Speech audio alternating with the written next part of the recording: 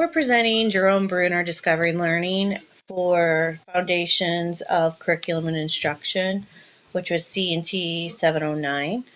And although this was a group, this is an artifact of mine.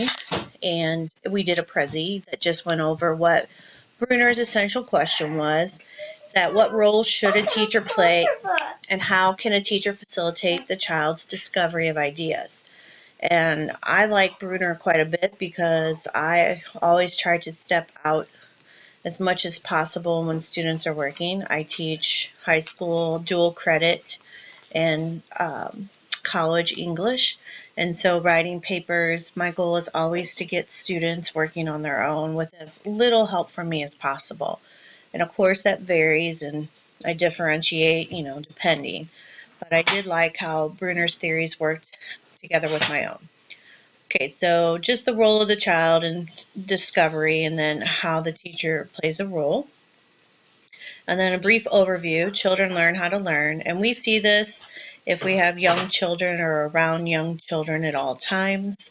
Kids like to learn, but somewhere along the way, we teach them to sit in desks and to quit asking questions because they don't raise their hands. And so it kind of works against us. So he was born in 1915, and his landmark book came about in 1960, which is a big era of transformation in many different ways. But certainly he would have had a profound impact on uh, ideas and open classroom ideas. It's also the time of civil rights and integration and how things might change as far as education goes. In his book, he stated that children learn more effectively when they can discover it. If you can get them to find their own authentic activity, they're going to go much further with it than if we tell them to do something. I always stress for my students to come up with a topic that they enjoy and want to learn more about, because it doesn't work when I give them topics. They don't like it. And then how they can connect it. So the best rewards come when I see students transfer their knowledge from what we're doing into other classes.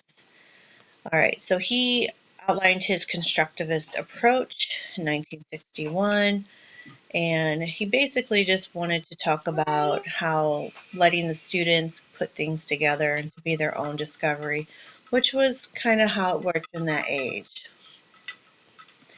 All right, the next slide, the role of the child in it, and talking about, we have to let the child find his or her own way and figure out what they like. Perhaps not every child should be equally good in all things, and let them have their own areas. And then the more that we should just talk about learning methods and teaching them how to think rather than just what to think.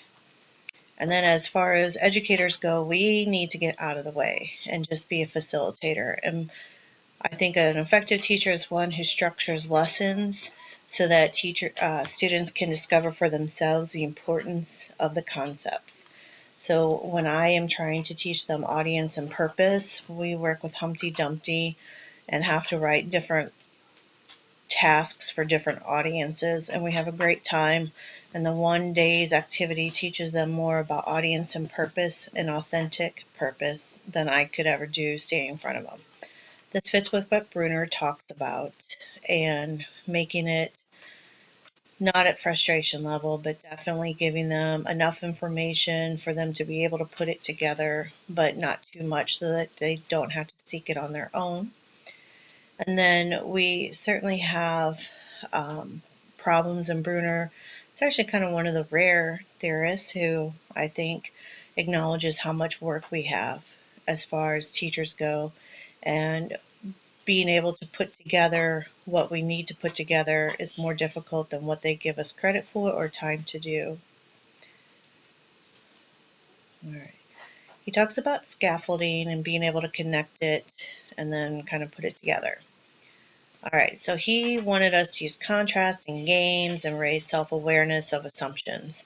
I know here in the state of Illinois, we're working with Plickers, Kahoot, and other like Google Forms as a way.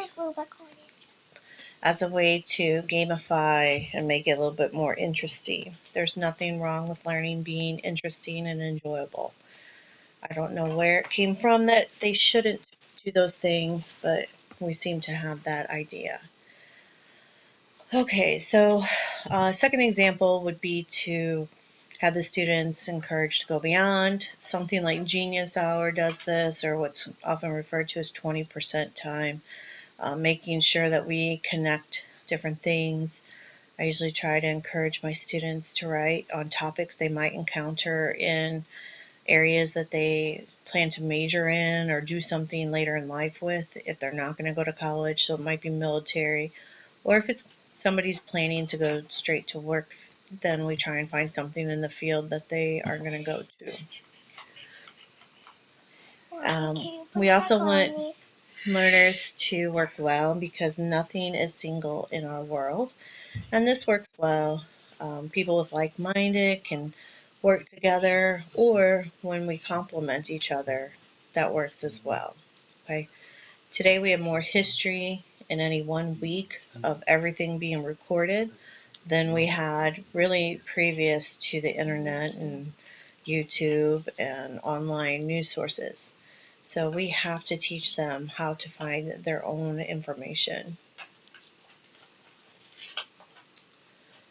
All right, his third example, teachers need to allow for student exploration, should be able to fill in gaps. That comes back to my role in it as far as helping students find information. So we start with the high school databases, and if that doesn't work, we have access to the community college, the dual credit goes through. And if that doesn't work, I'm not above accessing University of Kansas for their great databases to see, how do we find it, or use Google Scholar and teach them, how to not leave any, leaves unturned, basically, or stones unturned in order to track down the information. That's my job, to show them how it can be possible rather than making sure they know how it happens. One of the things students like to say, particularly at my level, because they're just bored or don't want to, they're seniors, they just say, oh, I don't know. So I said, well, if you would take a guess, then what would your guess be? And it takes off some of the pressure to be correct. And they find that they're often correct. And I do find that that actually works more often than not. And it gets students to at least take a guess based on something. And even if they guess incorrectly, we still have participation in someone saying that. All right, Bruner, we did find a video of Bruner himself.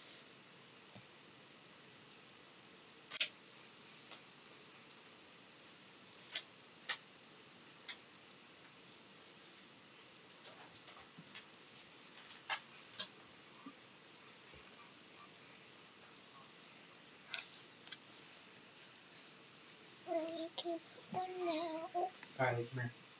I'm gonna check those nails.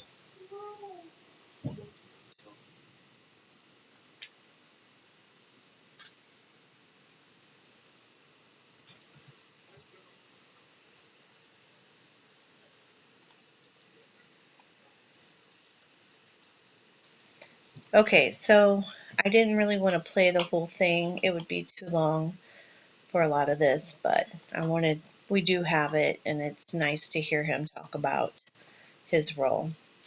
Really, other than that, we just have our sources listed here and talk about kind of our learning. There's a little pyramid that goes along with Bruner's ideas.